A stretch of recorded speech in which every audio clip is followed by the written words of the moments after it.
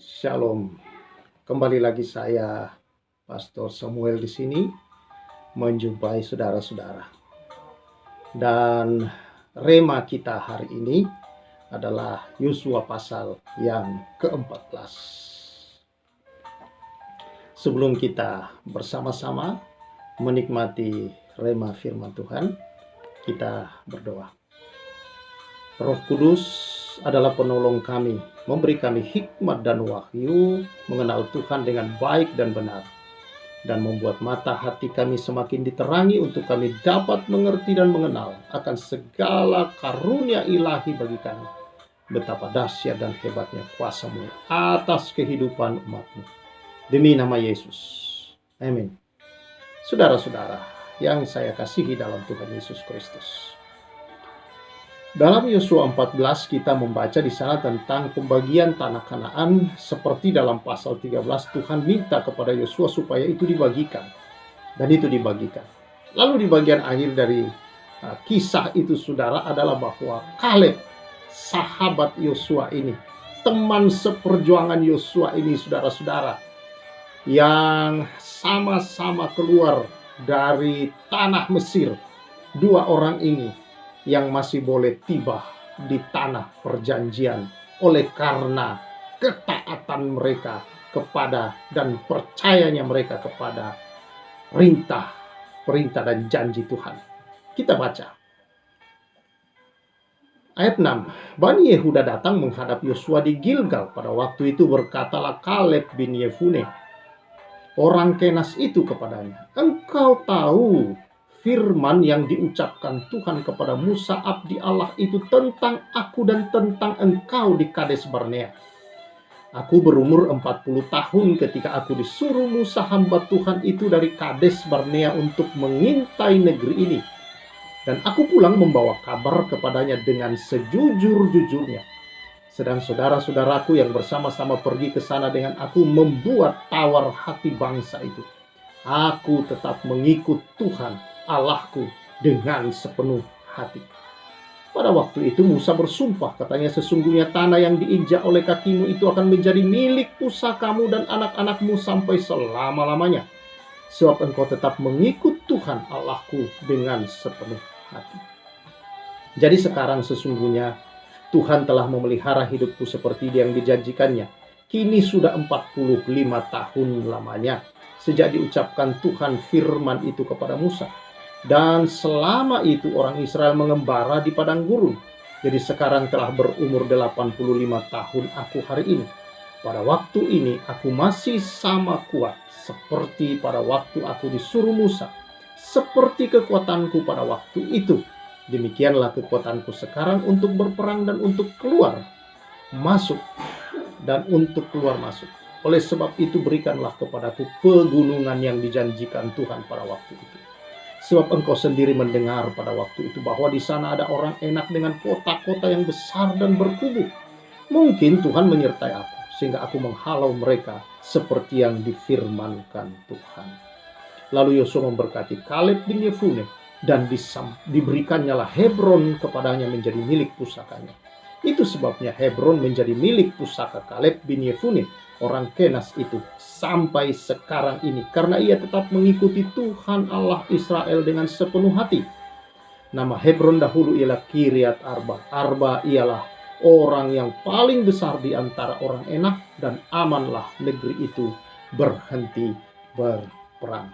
Saudara-saudara yang saya kasihi di dalam Tuhan Yesus Kristus, inilah seorang yang begitu dengan sungguh hati mengikuti akan perintah-perintah Tuhan dan janji-janji Tuhan kepada bangsa Israel. Dan saudara, kita tahu kisahnya. Yosua dan Kaleb bersama dengan 10 orang yang lainnya dari masing-masing sukunya, jadi 12 orang diutus mengintai Kanaan pada waktu itu oleh Musa. Nah, saudara-saudara, ketika mereka pulang mengintai, Yosua dan Kaleb memberikan saudara akan berita yang sejujur-jujurnya, yang membesarkan hati. Tetapi saudara-saudara, karena dia melakukan itu karena dia percaya akan janji Tuhan untuk memberikan tanah perjanjian, tapi 10 orang temannya membuat hati bangsa itu tawar. dan lebih dipercayai, sehingga mereka terpaksa harus mengelilingi padang gurun selama puluhan tahun. Hampir 40 tahun saudara-saudara mereka mengitari padang gurun, dan mereka semua mati di padang gurun. Dan hanya Yosua dan Kaleb yang kemudian yang keluar dari tanah Mesir itu, yang menikmati tanah perjanjian itu. Ketika itu sudah direbut, dan kemudian Yosua membagi-bagikan, karena Yosua yang jadi pemimpin, bagi-bagikan itu, maka Kaleb meminta jatahnya, saudara. Dia menyampaikan kepada Yosua, engkau sendiri mendengar apa firman yang dikatakan Tuhan kepadaku melalui hambanya Musa pada waktu itu, tentang tanah yang dijanjikan itu kepada kita. Dan sekarang aku memintanya. Memang sekarang umur kita sudah tua, katakanlah demikian dengan bahasa kita. Dia berkata, saya sudah 85 tahun, tapi saya tahu kekuatan saya masih sama seperti dulu. Karena itu saya minta adalah tanah Hebron. Dan engkau tahu bahwa itu adalah tanah di mana di sana pegunungan itu adalah tempat di mana orang yang paling besar, ya, dikatakan di sana, saudara, di mana di sana adalah tempat bangsa yang paling besar. Jadi orang Enak itu orang yang besar-besar, tetapi di tanah itu, saudara, justru yang paling besar dari orang Enak ada di situ. Dan dia meminta tanah itu. Dan saudara-saudara, dikatakan kemudian bahwa amanlah negeri itu berhenti berperang. Wow. Setelah itu dibagi, saudara, mereka menerimanya dalam iman. Dan kemudian berhentilah peperangan setelah itu. Luar biasa, saudara-saudara yang saya kasih dalam Tuhan Yesus. Apa yang dilakukan oleh Kaleb ini, saudara. Bagaimana, saudara-saudara, kejujuran Kaleb dengan iman. Maka iman, saudara-saudara, berarti dia bertindak jujur. Orang yang punya iman, dia berkata jujur, dia bertindak jujur, saudara, menyampaikan dan melakukan dengan jujur dalam segala pekerjaannya.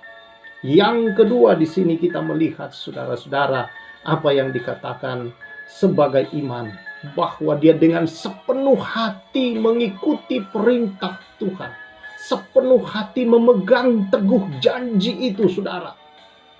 Namanya janji berarti belum digenapi pada waktu itu. Tapi dia begitu percaya. Dan bukti dia percaya, saudara, ketika dia habis mengintai, dia menyampaikan berita yang membesarkan hati bangsa itu seharusnya pada waktu itu. Dia menyampaikan bahwa negeri itu yang sangat baik. Dan kalau Tuhan berkenan, kita pasti memasuki dan merebutnya. Tanah itu tanah susu dan madu. Mereka semua sudah takut dan gentar menghadapi kita. Kalau teman-temannya yang lain berkata bahwa mereka itu seperti raksasa dan kita seperti belalang di depan mereka, ya, saya kira Kaleb dan Yosua pada waktu itu menyampaikan fakta yang berbeda. Mereka berkata, Tuhan di pihak kita, mereka semua gentar dan takut terhadap kita. Seolah-olah dia mau mengatakan, bukan begitu. Mereka justru seperti belalang dan kita seperti raksasa bagi mereka. Saudara-saudara, inilah iman. Iman itu nyata dalam perkataan. Iman itu nyata di dalam tindakan perbuatan sehari-hari, saudara-saudara. Dan ingat bahwa iman inilah yang berdampak untuk masa depan dan kekekalan. Mereka menerima bagian itu 45 tahun kemudian, setelah mereka terus bersungguh hati, sepenuh hati kepada janji Allah dan kepada perintah, dan sepenuh hati yakin akan janji itu digenapi. 45 tahun bukan waktu yang singkat, saudara. Tapi itulah kuasa iman. Ada proses di dalam, tetapi pasti terjadi, saudara-saudara, kalau orang itu sungguh-sungguh dan tahu bahwa Allah sanggup memelihara imannya. Allah yang sanggup memelihara dia untuk mencapai hal itu, saudara. Kalau dia tetap mempercayainya, dia yakin, saudara, Allah menolong memelihara imannya. Memelihara akan hal ini, dia mencapainya pada waktunya. Seperti ada lagu berkata, waktu Tuhan pasti yang terbaik. Kadangkala saudara kita maunya sekarang. Mau langsung terlihat begitu. Kadangkala iman. Memang dalam pasal 13 kita diajar bahwa kita seperti sudah menerima. Dan itu yang dilakukan oleh Kaleb. Kenapa dia sungguh hati? Karena janji itu sepertinya dia sudah miliki. Dan itu menjadi kenyataan 45 tahun kemudian. Tapi selama 45 tahun itu, dia terus sungguh dalam kepada Tuhan, setia melakukan perintahnya dan hidup dalam anugerahnya itu. Dia menghargai anugerah yang Tuhan beri. Dia begitu menghidupi anugerah itu, saudara. Untuk tidak hidup di dalam ketidakbenaran, tetapi dia hidup dalam kebenaran, dalam kekudusan ilahi yang telah dikaruniakan ke dalam hidupnya. Dan pada akhirnya dia mendapatkan. Ketika itu dia berkata kepada Yosua, sekarang waktunya yang paling tepat. Walaupun usia sepertinya mereka sudah tua. Tapi dia berkata, kekuatanku masih sama seperti janji itu datang. Janji itu membuat dia tidak kehilangan semangat, kekuatan, saudara. Ternyata iman itu, saudara, jauh dahsyat melebihi dari apa yang kita pikirkan dan doakan. Karena apa? Dalam firman Tuhan dikatakan, Allah melakukan jauh lebih banyak dari apa yang kita pikirkan dan doakan. Karena itu, saudara, tetap bergantung dalam doamu. Pikirkan yang besar seperti yang dilakukan oleh Kaleb. Dia berkata, berikan saya yang paling besar, gunung. Dia tidak minta yang kecil, tetapi dia minta. Di sana dia tahu ada orang enak, bahkan orang enak yang terbesar pada waktu itu ada di sana. Tapi itu justru, saudara, yang dia tahu bahwa itu bagian Tuhan untuk menyelesaikan. Dia hanya tahu itu milik dia, saudara-saudara. Karena itu jangan berhenti berpikir yang besar. Jangan berhenti untuk percaya janjinya. Jangan berhenti dengan visi-visi yang pernah Tuhan berikan dalam hidupmu. Karena engkau tahu bahwa itulah Allah berikan. Kalau engkau dengan sungguh setia percaya, bersyukur atas semua itu, pada waktunya, saudara, yang terbaik, yang tepat akan menjadi sebuah kenyataan dalam hidup saudara. Karena itu tetap setia, tetap melangkah bersama Tuhan, tetap bersekutu dengan Tuhan, tetap dengan sepenuh hati dan sungguh hati apapun terjadi, bergantung, percaya bahwa janjinya, bahwa setiap kebenarannya jadi dalam hidup.